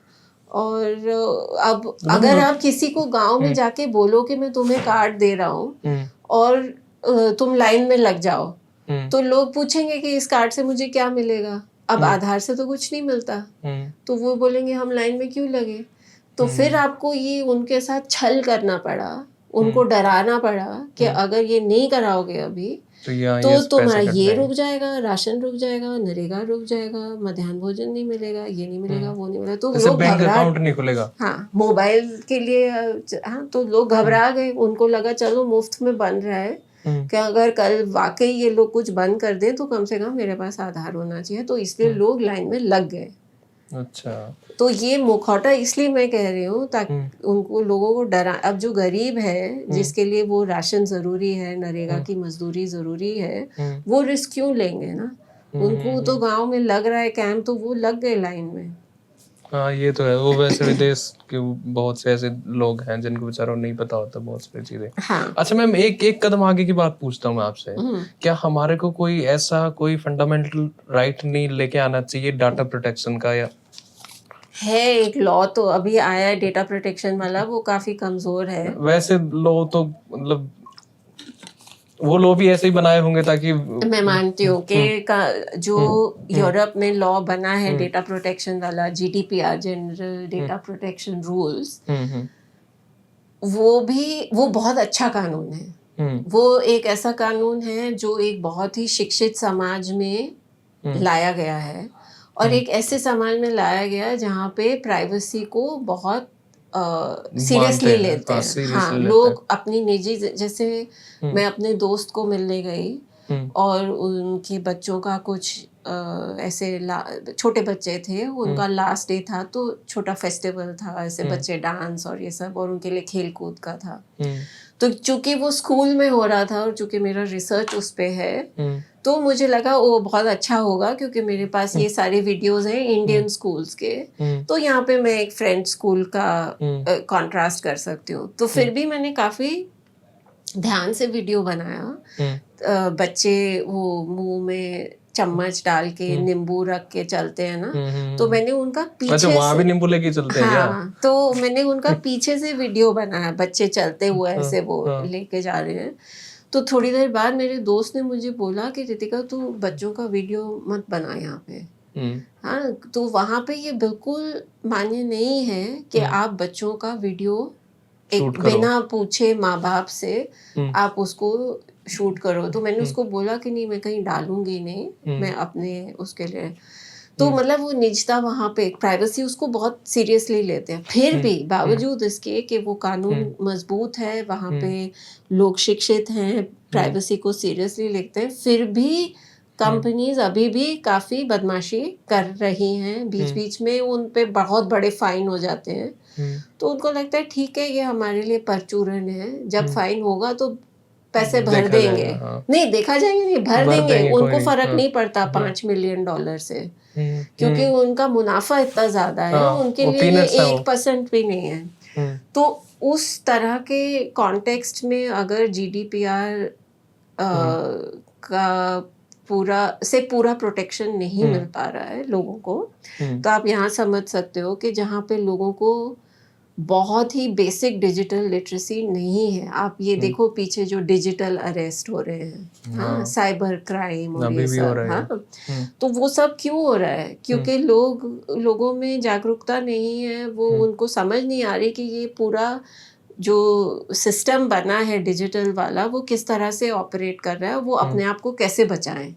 ओके। हाँ, तो अब वो बचाव के लिए सरकार ने 1930 वाली लाइन शुरू कर दिया, पर अभी भी चोरी कर मतलब जो साइबर क्राइम वाले हैं वो रोज नई तरकीब, मुझे खुद 4 तरह के फोन आ चुके हैं कि आपका कुरियर था, उसमें आपका आधार निकला, आपका फोन 2 घंटे में बंद होने वाला है, ऐसे अलग अलग उन्होंने प्लॉट्स बनाए हुए हैं। पर तो ये होता है सारा, अब बहुत ज़्यादा हुआ है, इस वजह से आई थिंक उन्होंने प्राइम मिनिस्टर ने भी शायद एक मन की बात में कहा कि साइबर क्राइम और डिजिटल अरेस्ट कोई चीज़ नहीं होती और ये सब। ओके मैम, एक आपने यूपीए का जिक्र किया आपने 2004 से 2014 के बीच में, और जिसमें आप कहते हो कि भाई 3-4 एक्ट लेके आए वो, right to food security, education, RTI और ये नरेगा वाला और ये सारा का सारा, और फिर आप एक लाइन लिखते हैं कि पर इनका क्रियान्वयन मतलब इम्प्लीमेंटेशन है वो बड़े ढीले ढाले ढंग से वो करते हैं। तो फिर ये क्या था मतलब? नहीं, देखिए दोनों चीज़ें सही हैं अपनी जगह पे कि कानून का आना एक बहुत बड़ी चीज़ थी, बहुत बड़ी चीज़ है, और फिर भी हम ये नहीं कह सकते कि सिर्फ कानून पारित कर देने से सब ठीक हो गया। हाँ, तो उसको और सुधारने की बहुत गुंजाइश है, दोनों में, खाद्य सुरक्षा कानून में भी और नरेगा में भी। नरेगा में बहुत ज़्यादा प्रॉब्लम हो रही है अब तो, और ज़्यादातर ये प्रॉब्लम टेक्नोक्रेसी की वजह से, फालतू की टेक्नोलॉजी उस पर थोपे जा रहे हैं, तो वो उसी के वेट के नीचे दब गया है। हाँ, तो मजदूरों को मजदूरी नहीं मिल रही, उसमें बहुत लेट हो रहा है, चोरी भी बढ़ गई है, लोगों ने हर तरह के तोड़ निकाल लिए हैं। तोड़, हाँ, आपको भी शब्द पता है ये तोड़? हाँ, क्यों, ये तो हिंदी है ना। हिंदी, आप पंजाबी हो ना, पंजाबी को तो पता होता है ना, ये हरियाणवी शब्द है शायद, तोड़, किसी चीज का सोल्यूशन निकालना, तोड़ है। तोड़ निकालना, हाँ, तो सब में होता है मेरे अच्छा, ख्याल से। ओके, हाँ, हमारे पता यहाँ नहीं, बड़ा या तो फ्रीक्वेंट है वो। हाँ, ओके। तो जैसे एक एग्जाम्पल मैं दे देती हूँ। हाँ, इन्होंने कहा कि हम NREGA वर्क साइट पे हाजिरी लेंगे मजदूरों की। हाँ, क्यों, उनको ये लग रहा है कि लोग वहाँ पे मस्टर रोल में, मतलब अटेंडेंस शीट में अपना नाम चढ़वा देते हैं पर घर पे बैठे रहते हैं, जो होता भी है। तो उन्होंने कहा इसके लिए अब हम मोबाइल फोन में जियो टैगिंग वाला अटेंडेंस लेंगे। तो अब वो ये हो गया कि पहले तो आपके स्मार्टफोन में वो ऐप डलेगा, ऐप को चलना चाहिए, फिर आपका जो वर्क साइट है गांव में, गांव से बाहर शायद, वहाँ पे इंटरनेट आना चाहिए ताकि वो ऐप में आपका अटेंडेंस डल सके। अब वहाँ पे अगर इंटरनेट नहीं आया तो आप 200 मीटर इधर चले गए, इंटरनेट जहाँ टावर आ रहा है, तो वो एक्सेप्ट नहीं करेगा कि आप कार्यस्थल पे नहीं है, आपने झूठी हाजिरी भर दी है। हाँ, और उन्होंने ये किया है कि दिन में 2 बार, सुबह और शाम, आपको फोटो लेना मजदूरों का कार्यस्थल पे, और वो जियो टैग्ड है। हाँ, तो अब बहुत ही बेतुका है, क्योंकि एक मिनट मेरे को खत्म करने दो। हाँ, अब ये सुबह और शाम आप फोटो डाल दो ऊपर, सारा दिन वो फिर भी बैठे रह सकते हैं। हाँ, दूसरी बात ये है कि मैं कोई भी फोटो डाल दूं, ये कौन चेकिंग कर रहा है? देश में लाखों वर्क साइट चलते हैं रोज, सुबह शाम अगर लाखों वर्क साइट के 2-2 फोटो चढ़ाए जाएंगे ऑनलाइन, तो ये चेकिंग कौन कर रहा है कि मैंने झील का फोटो डाला है कि मैंने कार्यस्थल का फोटो डाला है? हाँ, तो लोगों ने अपना वो निकाल लिया तोड़ कि आप कोई भी फोटो डाल दो, उसको फोटो JPEG फाइल से मतलब है ऐप को। अब वो JPEG फाइल किसी की भी हो, आपकी हो, मेरी हो, तालाब की हो, बंदर की हो, वो कोई चेक नहीं कर रहा। तो जो लोग हैं वहाँ पे, मेट हैं जो हाजिरी बनाते हैं, जो बदमाश हैं, उन्होंने ये रास्ता निकाल लिया है। अच्छा। और जो सही है वो बेचारे परेशान हो रहे हैं कि मेरे मजदूर की मजदूरी, वो काम कर रहे हैं सुबह शाम, लेकिन टावर नहीं होने की वजह से वो फोटो अपलोड नहीं हो रहा। मैम मैं ये पूछ रहा था जब इस नरेगा का इवेंचुअल गोल ही ये था कि लोगों के पास पैसा जाए, तो ये कहाँ इम्पोर्टेंट है कि वो काम कर रहे हैं कि नहीं कर रहे हैं? नहीं, और दूसरी चीज दूसरी चीज मतलब इतने बेतुके काम वो करते हैं, जैसे हम मेरे गांव में क्या हुआ, नरेगा के मजदूर ने बनी समझते हैं ना आप, जंगल, तो ऐसे सीधा रास्ता था, एक कच्चा रास्ता, तो ऐसे करके था, उसी के बगल से एक रास्ता और बना दिया, मतलब कोई यूजलेस है वो, कोई काम का ही नहीं है, 2 पैरेलल रास्ते बना दिए एक साथ में, तो कोई प्रोडक्टिविटी नहीं है। और जैसे आपने वसुंधरा राजे का जिक्र किया, वो भी कहते हैं कि एक भीख देने के तरीके से है, तो फिर मतलब इसका वैसे ही किसी न किसी तरीके से पैसे दे दो यार, या रादर प्रोडक्टिव चीजें उनको तो आपने नरेगा वाला चैप्टर पूरा नहीं पढ़ा है शायद, क्योंकि उसमें मैंने बहुत सारे उदाहरण दिए हैं जहाँ पे बहुत अच्छे काम हुए हैं। तो गांव में, झारखंड की बात है, जहाँ पे लोगों ने कहा कि कोई मर जाता था तो वहाँ उस गांव से मरे हुए की लाश लाना भी मुश्किल था। अब नरेगा में पगडंडी बन गई है, तो कोई बीमार होता है तो साइकिल पे बिठा के कम से कम उसको साइकिल से बाहर ला सकते हैं। तो जो कच्चा काम है वो भी बहुत संदर्भ में यूजफुल हो सकता है। इसी में फोटो भी है पीछे, जो ठहरो देखिए, तो जो कामों की ही फोटो है। पश्चिम बंगाल में ये, हाँ, पश्चिम बंगाल में ये खेत था जहाँ पे बरसात में पानी से वो सारी सब्जी डूब जाती थी, तो उन्होंने सिर्फ ये खोद दिया साइड में, जहाँ से अब इसमें पानी भर जाता है या यहाँ से बह जाता है। हाँ, तो ये जो आप जो सड़क का उदाहरण दे रहे हो ना, आप फिर से जाके लोगों से पूछो, ये फिर मेरा मिसकंसेप्शन है। हाँ, तो ये मेरा वो तालाब वाली बात भी हो सकती है। ये वाला आप देखो, ये कनाल पहले से नहर बनी हुई थी, केरला की फोटो है, और इन्होंने यहाँ झाड़ियां उग गई थी। अब वो झाड़ी उगती है तो पानी नहीं बहता, तो उन्होंने सिर्फ झाड़ी कटाई का काम किया है, तो वो पानी फिर अगले खेत तक भी पहुंच सकता है। मैम ये तो कुछ एग्जांपल हैं, ये हाँ, तो चलो ये कुछ बहुत सारे स्टडीज भी हैं, बहुत स्टडीज हैं जिन्होंने पाया है कि नरेगा में अच्छे काम हो सकते हैं, वो अच्छी बात है, पर मैंने जो देखा नहीं रहे, बहुत जगह नहीं भी हो रहे, ये भी सही बात है। हमने आम के बाग देखे हैं, मछली के तालाब देखे हैं, वो सब नरेगा के अंदर। वो डिपेंड सरपंच पे भी तो करता है कि वो कितना पढ़ा लिखा है। पर अब उसमें माथापच्ची तभी करेंगे लोग जब उनको थोड़ा आश्वासन हो कि यहाँ पे मजदूरी मिलेगी और पूरा काम जब तक खत्म ना हो तब तक बजट आता रहेगा। क्योंकि ऊपर से अब जैसे एक तरह से हाथ उठ गया सरकार का, तो ये बहुत लचर तरीके से काम कर रहे हैं। हाँ, काम चल रहा है। तो एक बहुत खूबसूरत योजना है ये, जो कानून है बहुत खूबसूरत चीज है, क्योंकि एक तरफ से आप इंग्लिश में कहते हैं ना, teach a man to fish, don't, हाँ, मछली मत दो उसको, मछली पकड़ना सिखाओ। हाँ, तो ये दोनों करता है, क्योंकि वो उसको मजदूरी जो दे रहा है वो उसका रोजी रोटी का बंदोबस्त हो रहा है, लेकिन उसी के खेत में अगर काम हो, गांव में काम हो, तो वो उसके आगे बढ़ने का जरिया भी बन सकता है। गांव अगर सड़क से जुड़ जाए तो वहाँ पे वाहन आ जा सकते हैं, मजदूर आ जा सकते हैं, शहर जा सकते हैं मजदूरी करने। मैम इसका नेक्स्ट लेवल क्या हो सकता है?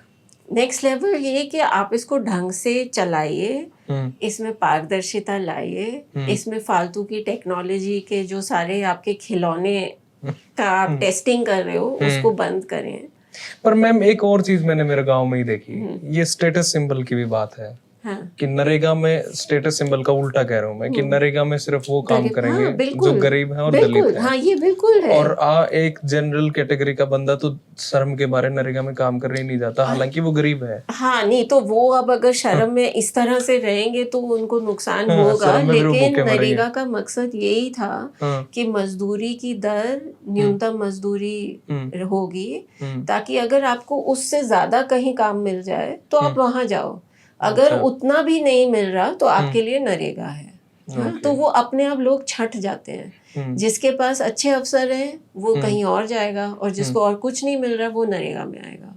पर अगर ये अपनी नाक के चक्कर में लोग नरेगा पे काम करने नहीं आ रहे तो अब वो तो फिर उन्हीं को भुगतना। मैम एक ये हमारा तो फील्ड ही है एग्रीकल्चर, हम लोग खेती बाड़ी से जुड़े हुए लोग हैं, 50% हाथ जो है वो आज भी खेती पर है हिंदुस्तान के, और 20% वो जीडीपी है उसकी, तो उसको और प्रॉफिटेबल किस तरीके से बनाया जाए? ये तो बड़ा ब्रॉड क्वेश्चन पूछ लिया हाँ, मैंने। नहीं, ये कि मैंने एग्रीकल्चर पे बहुत कम काम किया है। नहीं, तो आपने इंटरव्यू तो किया था करण थापर के साथ में कोविड के नहीं, बाद? वो सिर्फ एमएसपी और पीडीएस पे था। पीडीएस की वजह से थोड़ा बहुत एमएसपी पे हमने ध्यान दिया है, लेकिन एग्रीकल्चर तो बहुत बड़ा सेक्टर है, उसमें मछली से लेके फल और अनाज और ये सब, उस पे मैंने काम मिलेट्स। नहीं किया, तो अच्छा। इस पे मैं ऐसे ज्ञान बांटूंगी नहीं।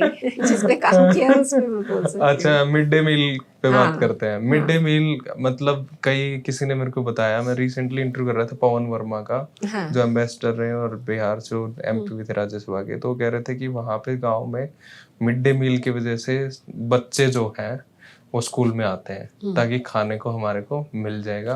और पहले जैसे होता था कि पका हुआ खाना तो मिलता ही नहीं था, जैसे आपने बुक में मेंशन किया है, मतलब 2 किलो सूखा राशन, हाँ। 2.5 किलो चावल या वो दे दिए जाते थे। पर मिड डे मील आने के बाद मतलब हमारे नंबर्स भी बढ़े हैं बच्चों के स्कूल में, करेक्ट। और उनकी हेल्थ भी ठीक हुई है, और जैसे आप कहते हो मैनर्स भी उन्होंने सीखे लाइन में लग उनको के। भी मैं मार्क्स दे देती हूँ, हाँ। पवन वर्मा को। पास। तो मिड डे मील का रोल बताओ आप। हाँ, तो मेरे ख्याल से मतलब काफी सारी योजनाएं जो इस किताब में मेरे हिसाब से बहुत खूबसूरत है, लेकिन जो बच्चों वाली हैं वो बहुत ज्यादा दिल खुश करने वाली हैं। तो सबसे पहली बात तो ये है कि जो मध्याह्न भोजन है वो सिर्फ एक फूड सिक्योरिटी स्कीम नहीं है, वो एक्चुअली शिक्षा से जुड़ी हुई है। कोई भी बच्चा, आप भी, मतलब आप बच्चे नहीं हो या मैं भी, हम अगर क्लास में बैठे हैं और पेट में चूहे दौड़ रहे हैं तो आप बिल्कुल पढ़ाई नहीं कर सकते। यही एग्जैक्ट लाइन लिखी है आपने इसमें। हाँ। तो अगर आपको बच्चे, जो गरीब बच्चे हैं, उनके माँ बाप सुबह उनको खिला पिला के नहीं भेज पाया करते थे, इस वजह से इस क्लासरूम हंगर की जो प्रॉब्लम थी उसको खत्म करने के लिए मध्याह्न भोजन न सिर्फ इंडिया में, दुनिया के बहुत सारे देशों में है। तो दूसरा कि अगर बच्चा खाएगा तो वो अच्छी पढ़ाई कर पाएगा। दूसरा ये जो आपने ऑलरेडी बताया कि नामांकन में और अटेंडेंस में, दोनों में इसका योगदान है। नामांकन मतलब साल के बिगनिंग में बच्चे का नाम जुड़े स्कूल में, और अटेंडेंस मतलब वो रोज रोज आए। आप रोज स्कूल नहीं जाओगे तो आपकी पढ़ाई आधी अधूरी रह जाएगी। कल बीच में 3 दिन का अगर गैप पड़ गया तो टीचर ने क्या पढ़ाया 3 दिन में वो समझ ही नहीं आएगा, मिस हो जाएगा। तो अगर रोज बच्चे को खाना मिल रहा है तो वो उससे आकर्षित होके स्कूल आता है। काफी सारे स्कूलों का वातावरण बहुत हॉस्टाइल होता है, कभी मास्टर डंडा यूज करें ना करें, वो पड़ा रहता है कहीं ना कहीं। और वैसे भी बच्चों के साथ बहुत प्यार से सब टीचर ना बात करें, तो उस तरह के माहौल में एक जो मिड डे मील है वो उनको आकर्षित करने वाली चीज बन जाती है। तीसरा ये पोषण से जुड़ा हुआ है। अगर आप अच्छा खाना दोगे, ये आज एक्चुअली बहुत बड़ी कमजोरी है मध्याह्न भोजन योजना की, कि जो पोषण वाला फैक्टर है वो अभी भी कमजोर है। बहुत सारे राज्यों में अंडा दे रहे हैं। अंडा क्यों जरूरी है आपको पता है? हाँ, बताओ। प्रोटीन मिलता है हमारे शरीर को, और अंडे थोड़ा टेस्टी भी होता है वेज खाने से।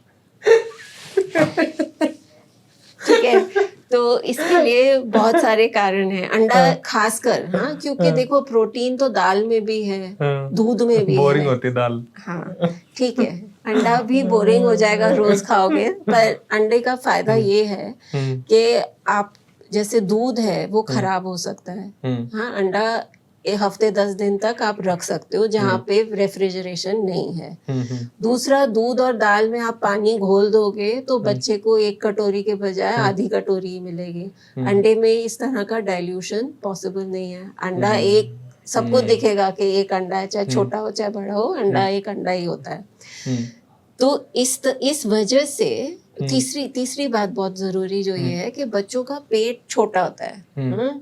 तो एक टाइम में वो बहुत ज्यादा नहीं खासकर जो आंगनवाड़ी के बच्चे हैं, हाँ, उनको ऐसा खाना देना जरूरी है जो जिसकी वॉल्यूम कम हो लेकिन जिसमें न्यूट्रिएंट बहुत डेंसली उपलब्ध हो। हाँ, इसलिए घी और इस तरह की चीजें बच्चों के लिए ज्यादा जरूरी है, क्योंकि वो एक ही चम्मच में आपको बहुत कुछ दे देता है।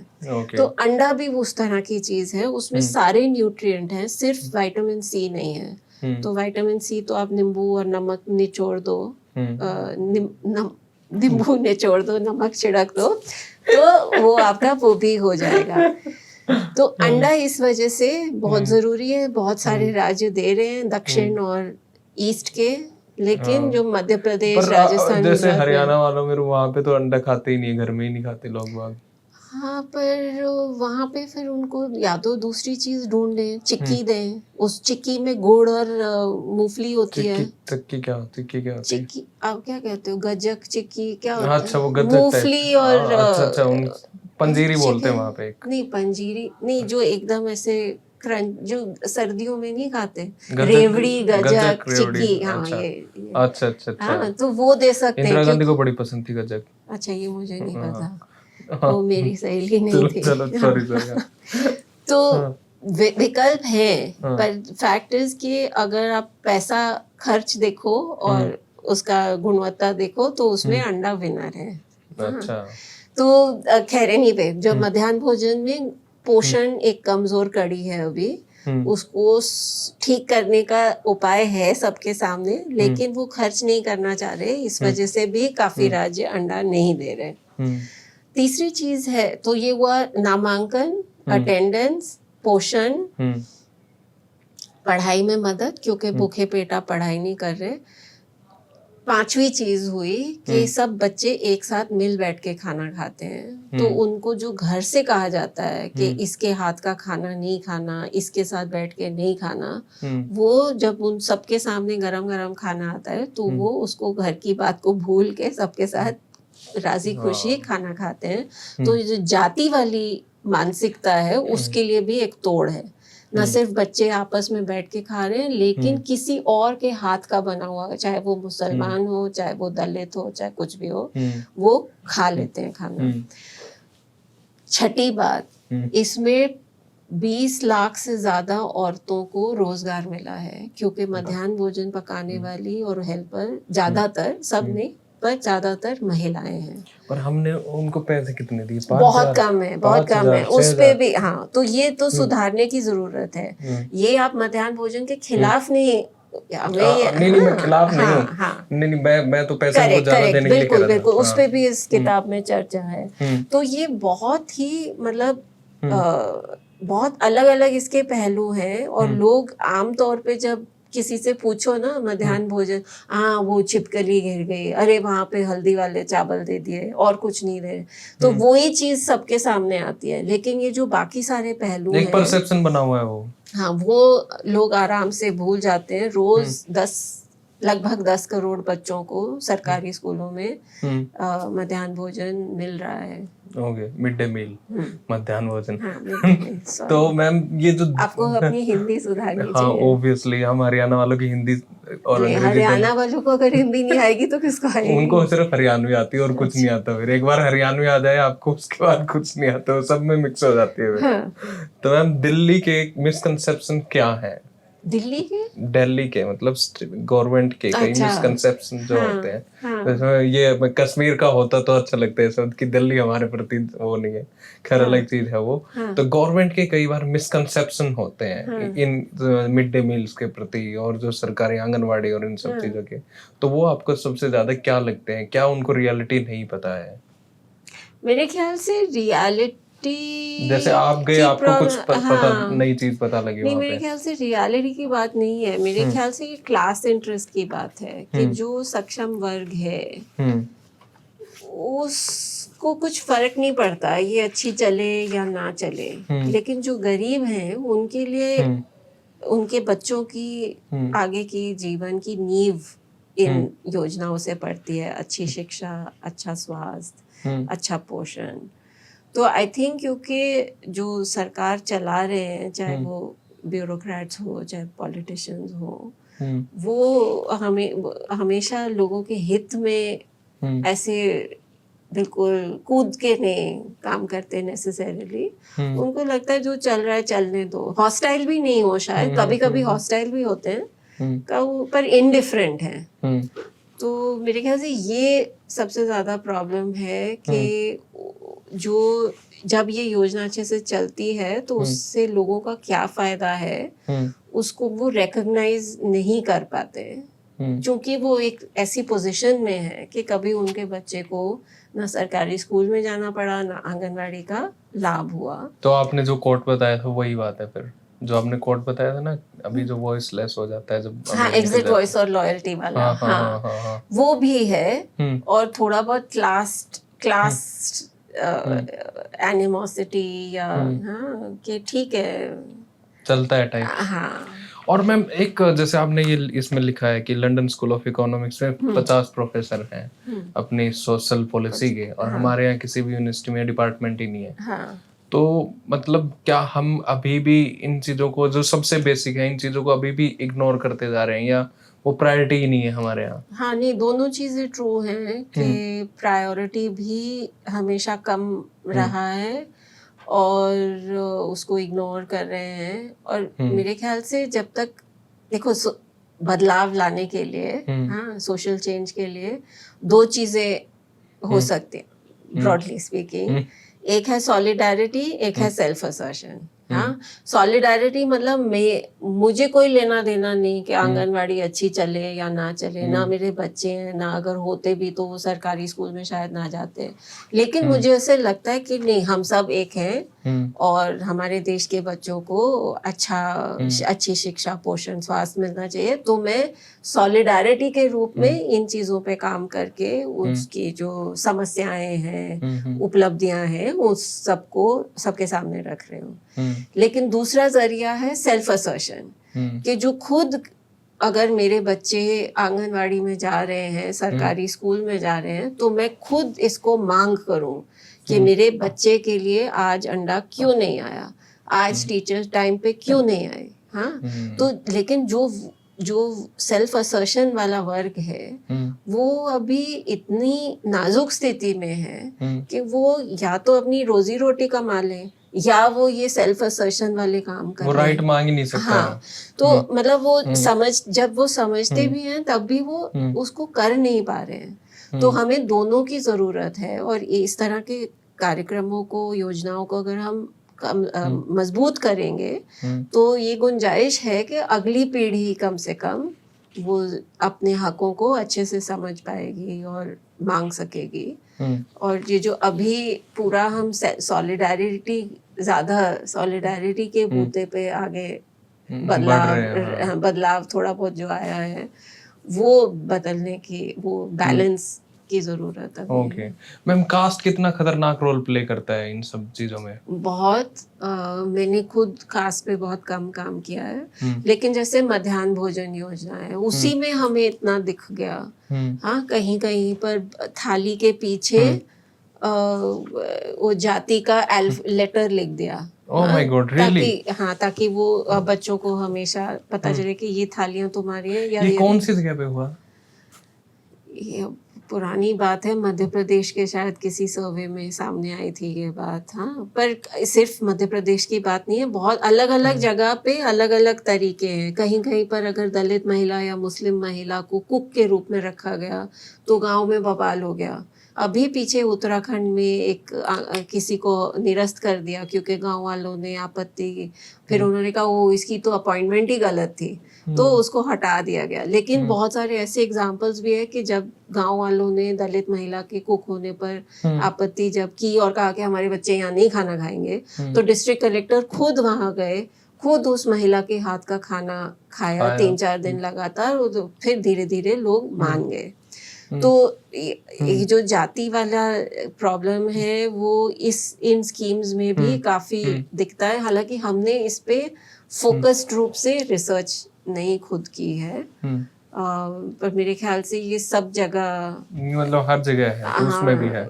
किसमें? मतलब ये हर जगह है तो उसमें भी है। हाँ, नहीं, उसमें तो हमें दिख ही गई, पर और स्कीम्स में भी जरूर इस तरह की प्रॉब्लम्स। मैम, एक ही आपका डायलॉग है, हर हाथ को काम और बुढ़ापे में आराम। हाँ, मेरा डायलॉग नहीं है, ये राजस्थान के कुछ संगठनों ने नारा, डायलॉग तो नहीं, नारा है उनका। हाँ, ये नारा जो है उनका। तो क्या क्या चाहते हैं वो लोग अब?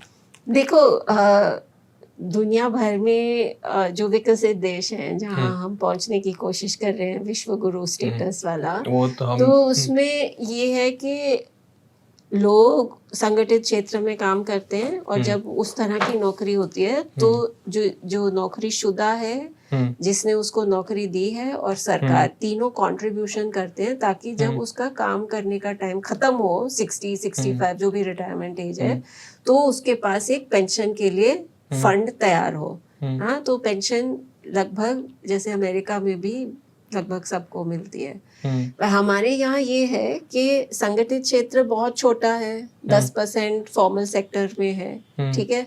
तो हम लोगों को तो वैसे ही पेंशन का है, हम कंट्रीब्यूट करते हैं, आईआईटी कंट्रीब्यूट करता है, सरकार करती है, तो हमारी जब हम रिटायर करेंगे हमें पेंशन मिलेगी जो हमारी तनख्वाह का आधा लगभग समझ लो हो गई। हाँ, 1.5 लाख के आसपास, 2 लाख के आसपास, जो भी मतलब डिपेंडिंग ऑन जिसकी जो भी उस टाइम पे जो तनख्वाह रहती है। हाँ, और अलग अलग लोगों की अलग अलग तनख्वाह है उस हिसाब से, but that's a separate thing.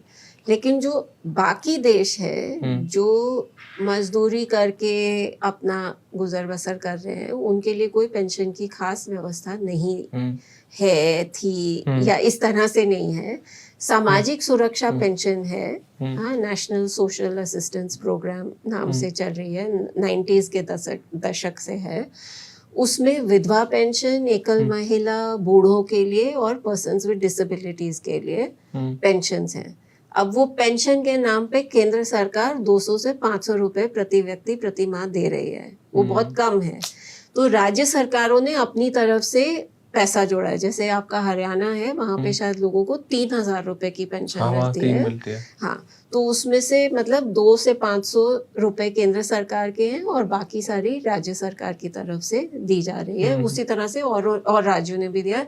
Haryana is on the higher side, वो तो 5 भी करने वाले थे और वो 3 पे ही है अभी। तो ये लोगों का है कि देखिए जो इस वर्ग के लोग हैं, जो नरेगा मजदूर हैं फॉर इंस्टेंस, या राशन पे निर्भर लोग हैं, वो लोग जिंदगी भर बहुत कम मजदूरी पे काम करते हैं। हाँ, हम उनकी मेहनत पे हम लोग अच्छी जिंदगी जी रहे हैं क्योंकि लेबर हमको चीपली, हर काम के लिए चीपली अवेलेबल मिल जाता है। तो कम से कम जब वो अपना खुद कमाने लायक ना रहे, 60 साल के हो जाएं, तो उनको एक डिसेंट पेंशन मिलनी चाहिए, सामाजिक सुरक्षा पेंशन, जो नॉन कॉन्ट्रीब्यूटरी पेंशन है। मेरी पेंशन तो कॉन्ट्रीब्यूटरी है ना, मैं कॉन्ट्रीब्यूट कर रही हूँ, सरकार कॉन्ट्रीब्यूट कर रही है। उनको बिना कॉन्ट्रीब्यूशन वाली पेंशन होनी चाहिए जो डिग्निफाइड लाइफ के लिए इनफ हो। हाँ, ये नहीं कि आप 200 रुपए पकड़ा के बोल दो कि ये लो पेंशन हो गई। तो वो जो पेंशन स्कीम है उसका दायरा अभी राज्यों की वजह से काफी बढ़ गया है, क्योंकि केंद्र सरकार की तरफ से ना तो वो लोगों को जोड़ रहे हैं और ना ही वो अमाउंट को बढ़ा रहे हैं। दोनों चीज में वो हाथ उन्होंने कंजूसी वाला रखा है। पर काफी राज्यों ने इसमें काफी रुचि ली है। गरीब राज्य भी जैसे झारखंड या उड़ीसा हो, राजस्थान वगैरह में तो अब भी बहुत कम पैसे मिलते हैं। नहीं, वो फिर भी बहुत ठीक है। 1100 रुपए जो राजस्थान में मिल रहे हैं अब, वो 500 से या 200 से तो बहुत ठीक है ना। तो हम लोग यही कह रहे हैं कि इसको कुछ एक कोई एक मैम, यूनिवर्सल बेसिक इनकम के ऊपर आपका क्या हुआ ओपिनियन? जैसे वेस्ट में है, यहाँ क्यों नहीं हो सकता? नहीं, वेस्ट में है ही नहीं, कहीं भी नहीं है। नहीं है कहीं नहीं, खाली हवा है। हो कहीं नहीं रहा है। एक जगह रेफरेंडम हुआ था पर वहां पे भी रिजेक्ट हो गया, स्विट्जरलैंड में शायद रेफरेंडम हुआ था। बहुत रेफरेंडम होता है। हाँ, तो नहीं, so I think universal basic income का अभी टाइम हमारे यहाँ नहीं आया। हमें ये जो हमारा एक ढांचा बना हुआ है, इसी को मजबूत करना चाहिए, जो क्रेडल टू ग्रेव वाला इस किताब में है। मातृत्व लाभ, आंगनवाड़ी, मध्याह्न भोजन, राशन, सस्ता राशन, उसमें हमें मैम ये सस्ते राशन पे मैं जो अभी आने वाला था, आप पानी पी लो प्लीज। काफी लगाओगे मैम। ये जो राशन वाला जो है ना, इतना करप्शन है इसमें। एक तो राशन डिपो के ऊपर करप्शन, फिर जो राशन जो भाई डिपो तक आने तक खतरनाक करप्शन। पीडीएस वाला तो चैप्टर बिल्कुल नहीं पढ़ा आपने। हाँ, वो समझ रही हूँ, दिख रहा है। एक भी लाइन नहीं लगी हुई। तो ये देखो, हाँ, ये आपकी बात ठीक है कि एक टाइम था जब राशन में बहुत खतरनाक जो चोरी हो रही थी अनाज की। हाँ, तो इसमें आप देखोगे 1999 से लेके 2022-23 तक कितना सरकार ने अनाज दिया और उसमें से कितना लोगों तक पहुंचा। हाँ, उसको हम देख रहे हैं। तो तब बिहार में ये हाल था कि जितना सरकार ने दिया उसमें से 80 से 90% चोरी हो रहा था, सिर्फ 10% लोगों तक पहुंच रहा था। लेकिन 2009-10 के आसपास वहां पे काफी सुधार हुए और अब ये स्थिति है, बहुत अच्छी नहीं है फिर भी, लेकिन 1/4 चोरी हो रहा है और बाकी लोगों तक लगभग पहुंच रहा है। तो पहले जब एक बार हमने किसी से इसमें लिखा है कि किसी से पूछा कि आपको राशन मिलता है, मैंने कहा हाँ मिलता है, होली और दिवाली पे मिलता है। तो हम हैरान हुए तब कि इसको समझ नहीं है कि 12 महीने मिलना चाहिए, साल में 2 बार नहीं। हाँ, पर अब स्थिति उल्टी हो गई है कि 12 महीने में से 2 महीने का गायब हो जाता है और बाकी लगभग लोगों को मिलने लगा है। और सिर्फ बिहार सबसे खराब राज्य, मतलब उनका रिकॉर्ड सबसे खराब था। हाँ, और उसमें इतना सुधार आया है। आप अगर यहाँ पीछे देखोगे तो स्टेट वाइज हमने दिखाया है कि किस तरह से इसमें सुधार आया है पिछले 20 सालों में। छत्तीसगढ़ में 50% की चोरी थी, अब 10 से 15% की चोरी रह गई है। हाँ, झारखंड जैसे राज्य में भी, Orissa was the other one, वहाँ पे 75% नहीं पहुंच रहा था, अब 10 के आसपास लोगों तक नहीं पहुंच रहा। तो इस तरह से बहुत राज्यों में सुधार आया है। इसके अलग अलग कारण भी है और मेरे ख्याल से ऑब्वियसली अभी भी बहुत गुंजाइश है इसको। मैम आपने एक बड़ी खूबसूरत बात कही थी कि वो आधार और राशन वाला दोनों एक साथ भी एक जगह पे है ये चीज। तो वो ये बायोमेट्रिक वगैरह करा के सारा राशन अपने नाम से चढ़वा वगैरह के और वो सॉरी वहाँ पे वो बोल देगा फिर टिपिकल उसी लैंग्वेज में कि अभी टावर नहीं आया, ये नहीं आया, वो नहीं आया। वही इस राशन में भी वही हिसाब है जो मैंने आपको नरेगा में बताया कि आपने पूरा वो टेक वाला सिस्टम बैठा दिया कि सुबह शाम फोटो चढ़ाओ, पर लोगों ने उसका तोड़ निकाल लिया है। वो कोई भी फोटो चढ़ा देते हैं और हो जाती है उनकी हाजिरी। वैसे ही यहाँ पे वो अंगूठा लगा देते हैं, फिर कहते हैं चल ज्यादा चूचू की तो ज्यादा वो की तो ये 10 किलो भी नहीं मिलेंगे, 2 ही किलो दूंगा और उसको भगा सकते हैं। तो मेरे ख्याल से टेक्नोलॉजी चोरी का जवाब नहीं देगी। जवाब अगर हमें चोरी रोकनी है तो हमें लोगों में उनके हकों के प्रति जागरूकता बढ़ानी पड़ेगी। हमें ऐसी व्यवस्था बैठानी पड़ेगी कि अगर आज मेरी चोरी हो रही है, अगर मुझे राशन की दुकान वाला आंख दिखाता है तो मैं जाके उसकी शिकायत कर सकूं और कल उसको। तो वो अकाउंटेबिलिटी कहाँ सेट करेगा और कौन सेट करेगा? नहीं, तो ये छत्तीसगढ़ में हुआ है ऐसे। अच्छा। तभी वहां पे ये इतना सुधार आया। तब वहां पे रमन सिंह थे चीफ मिनिस्टर और उन्होंने उन्हीं के पार्टी के लोग डीलर थे। उन्होंने हर जगह यही होता है। हाँ, पर उन्होंने कहा कि कोई नहीं, इनको हटाओ। वो लोग हाईकोर्ट गए छत्तीसगढ़ में, फिर भी ये नहीं माने, उनको हटा दिया गया सिस्टम से।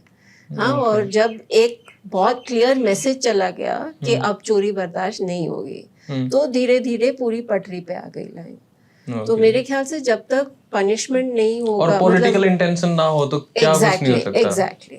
तो जब वो अब उनको क्यों पॉलिटिकल इंटरेस्ट आया, क्योंकि उनको समझ आ गई कि इसको मैं ठीक करूंगा तो मैं इलेक्शन जीतूंगा। छत्तीसगढ़ में उनको चावल वाले बाबा के नाम से भी जाना करते हैं। 3 इलेक्शन जीते हैं वो। हाँ, उड़ीसा में भी ये था। उड़ीसा में भी उन्होंने पीडीएस में बहुत सुधार किया। नवीन पटनायक में 4 इलेक्शन, मतलब उन्होंने और भी पटनायक नवीन तो इसी पे जीतते थे सारे। हाँ, नहीं, और भी चीजें थी, पर ये बहुत जरूरी था। चावल बहुत जरूरी था उस पूरे उसमें। ओके, हम आखिरी के 2 क्वेश्चन, सिंस हमें 10 मिनट में निपटाना है ये। एक तो क्वेश्चन ये है कि चलो एक ही क्वेश्चन, आप गांव में जाते हो तो सबसे ज्यादा क्या सीखते हो आप? क्या सबसे ज्यादा आपको मतलब क्या अचंभित करता है सबसे ज्यादा, पॉजिटिवली, चलो नेगेटिवली भी? पॉजिटिवली तो मुझे ऐसे लगता है कि किताबों से ज्यादा मुझे गांव में सीखने का मौका मिलता है।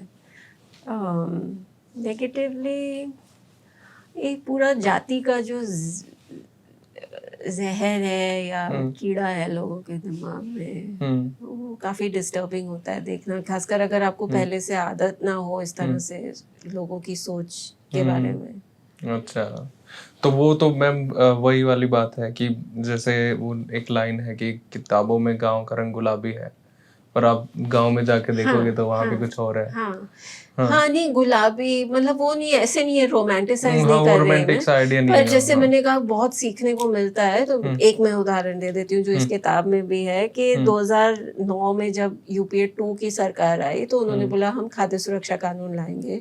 उसमें जब बात शुरू हुई तो उन्होंने कहा कि राशन वितरण प्रणाली की जरूरत, पीडीएस की जरूरत नहीं है, लोगों के खाते में पैसा दो, बात खत्म करो। हाँ, कि लोग अपना खुद जाके खरीद लेंगे। तो हमें लगा उस समय कि ये तो गड़बड़ वाला काम है, इससे लोगों का नुकसान होगा। तो तब 2011 में हमने एक सर्वे किया 9 राज्यों में, जहाँ पे हमने लोगों को ये सवाल पूछा कि अगर राशन की दुकान बंद कर दें और जो चीजें आप वहां से खरीद रहे हो उसके लिए पर्याप्त पैसा आपके खाते में आ जाए ताकि आप वही चीज बाजारी रेट पे बाजार से खरीद सको, तो इन दोनों विकल्प में से आपको कौन सा अच्छा लग रहा है, कि राशन की दुकान चलती रहे कि वो बंद करके आपके खाते में पैसा आ जाए। तो एक्चुअली एक तो ये था कि 2/3 लोगों ने कहा नहीं हमें राशन की दुकान चाहिए, पर मोर इंटरेस्टिंग ये था कि लोगों को हमने ये भी पूछा कि क्यों, अगर राशन पसंद है तो वो क्यों, और अगर कैश पसंद है तो वो क्यों। तो जिस तरह के लोगों ने हमें तर्क दिए उससे मतलब वो मेरे लिए इतनी बड़ी सीख है। मैं उसका एक पूरा पेपर है, मैं बता नहीं सकती, और बहुत अलग अलग तरह की चीजें कि जैसे महंगाई बढ़ेगी तो पैसा सरकार को कैसे पता चलेगा कि मेरे गांव में कितना भाव चल रहा है। हाँ, वो पैसा बढ़ाएंगे कि नहीं। किसी ने कहा पैसा तभी बढ़ाएगी जब चुनाव आएंगे, उनको समझ आ रही है कि 5-5 साल में उनको याद आएगी कि इसका पैसा बढ़ाना है। तमिलनाडु में ना पीडीएस यूनिवर्सल है, वहां पे बीपीएल एपीएल वाला कभी भी नहीं था, तो वहां पे बहुत ठीक ठाक लोगों के पास भी राशन कार्ड है और वो जाके खरीदते भी हैं, चाहे वो कभी किसी और को दे दे अपने घर में, पर वो जाते हैं। तो जब उस तरह के लोगों से पूछा कि ये चाहिए या वो चाहिए, तो कहते हैं मेरे लिए तो कैश बहुत अच्छा है क्योंकि मेरा तो चल रहा है अच्छे से। लेकिन उन्होंने ये कहा कि राशन की दुकान इसलिए नहीं बंद करनी चाहिए क्योंकि बहुत सारे ऐसे लोग हैं जिनके लिए वो बहुत अहम है। हाँ, तो वो सिर्फ खुद के बारे में नहीं सोच रहे थे, उसको सामाजिक तौर पर भी कई सोच तो रहे राशन खरीदेंगे ही नहीं उस पैसे का। हाँ, नहीं तो जो वो सर्वे था और उसमें जिस तरह से लोगों ने हमें बहुत अलग अलग तरीके के तर्क और एक्सप्लेनेशंस दिए, उससे हमें हमारी बहुत अच्छी समझ बनी इस मुद्दे पे। तो इस तरह से मैं कह रही हूँ कि गांव जाने से मतलब आपको बहुत सीखने का। और मैम ये जो चुनाव से पहले जो आजकल ये इलेक्शंस से पहले चल रहा है कि ये 3-4 लाडली बहना, हाँ ये लाडली बहना, ये क्या सीन है, ये क्या ये हो रहा है? आप ही का यूबीआई है ना, यूनिवर्सल बेसिक इनकम का ही एक प्रारूप है एक तरह से। देखिए जब यहाँ पे यूनिवर्सल बेसिक इनकम की बात हुई, हाँ, तब Arvind Subramanian chief economic adviser थे, उन्होंने इकोनॉमिक सर्वे में लिखा कि हिसाब किताब लगाने की कोशिश कर रहे थे। तो अल्टीमेटली निष्कर्ष क्या निकला कि यूनिवर्सल भी हो और बेसिक इनकम भी हो, इसके लिए तो हमारे पास पैसे नहीं है। हाँ, तो यूनिवर्सल नहीं करके हम उसको क्वेज़ा यूनिवर्सल कर देना, हाँ, मतलब यूनिवर्सल से थोड़ा कम। तो करते करते मेरे ख्याल से वो 60% पे आ गए। यूनिवर्सल तो मतलब 100% वो करते रहे, उन्होंने 60 कर दिया। और अगर बेसिक के आसपास का कोई रकम चाहिए तो उन्होंने कहा उसके लिए हमें मध्याह्न भोजन, नरेगा, ये सारे बंद करके उसका पैसा फिर इसमें, हाँ, तो वो तो खैर बात वहीं पे खत्म हो गई, शुक्र है वो आगे नहीं बढ़ी। लेकिन एक तरह से आप देख सकते हो कि जो ये अभी लाडली बहना, लाडकी बहना वाली जो स्कीम्स हैं वो एक तरह से उसका नया प्रारूप है, क्योंकि अब ये कह रहे हैं कि यूनिवर्सल मतलब सब महिलाएं, हाँ, तो आधा तो होगी आपकी जनसंख्या, और फिर उसमें फिर आप कह रहे हो कि सरकारी नौकर नहीं और ये नहीं। पर तो क्या मैम वो कॉज उनकी भलाई का है या वोट है? असली नहीं, बात तो वो है। नहीं, दोनों चीजें हैं। वोट, वो सरकारें तो वोट के लिए कर रही होंगी, लेकिन देखिए महिलाओं की हालात, और हरियाणा से हो आप, तो हरियाणा भी कोई बहुत वो नहीं अच्छी, हाँ, महिलाओं की, हाँ, महिलाओं की स्थिति बहुत अच्छी नहीं है वहाँ पे। महिलाओं के हाथ में पैसा नहीं है, वो उनको घर से बाहर काम करने काफी जगह नहीं जाने देते हैं। जहाँ जा भी सकती हैं वहां पे उनको अवसर नहीं मिल रहे, हाँ, रोजगार नहीं मिलता। तो अब जब वो आर्थिक रूप से निर्भर होंगी तो उनकी जिंदगी काफी नाजुक और मुश्किल हो जाती है। तो उस महिलाओं के हाथ में पैसा देना अच्छी बात है, लेकिन मैं इसका मतलब ये नहीं कि मैं इसके पक्ष में हूँ। हाँ, मेरे ख्याल से उससे अच्छा अगर आपको उनके हाथ में पैसा देना ही है तो आप उनको नरेगा में रोजगार दीजिए, वहां पे अच्छी मजदूरी दीजिए। मध्य प्रदेश की जो योजना है उसमें कहा है कि सिर्फ ये इकोनॉमिक इंडिपेंडेंस नहीं, उन्होंने स्वास्थ्य और पोषण की भी बात की है। तो उसके लिए आप आंगनवाड़ी वाली योजना को और समर्थ बनाइए ना, उसमें आप प्रेग्नेंट और लैक्टेटिंग वुमेन को अच्छी चीज खिलाइए। जो मातृत्व लाभ वाली योजना है जिसपे आपने बिल्कुल भी बात नहीं की, उसका देखिए, मेरे जैसी महिला को अगर मेरा अगर होने वाला हो तो मुझे 6 महीने तक लीव मिलेगी, पूरा पैसा मेरी सैलरी आएगी। हाँ, लेकिन मैं सिर्फ 10% हूँ। फॉर्मल सेक्टर एम्प्लॉयमेंट सिर्फ 10% लोगों के हाथ में है, उसमें महिलाओं का हिस्सा बहुत छोटा है। 90% महिलाएं इनफॉर्मल सेक्टर, अनऑर्गेनाइज सेक्टर में है, उनके लिए 2013 तक कुछ नहीं था।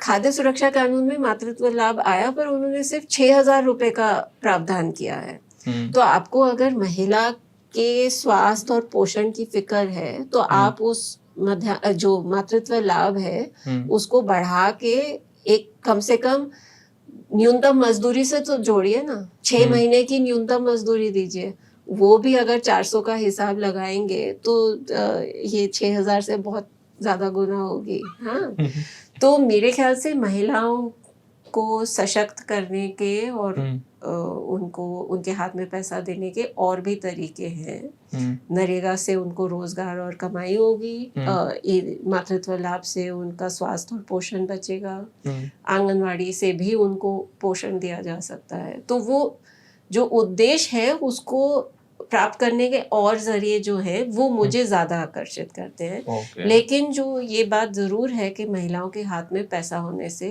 उनका बहुत लाभ है, लाभ होगा, भला होगा। हाँ, मैं इस योजना के पक्ष में नहीं हूँ, लेकिन ये हम नहीं कह सकते कि ये फालतू योजना है।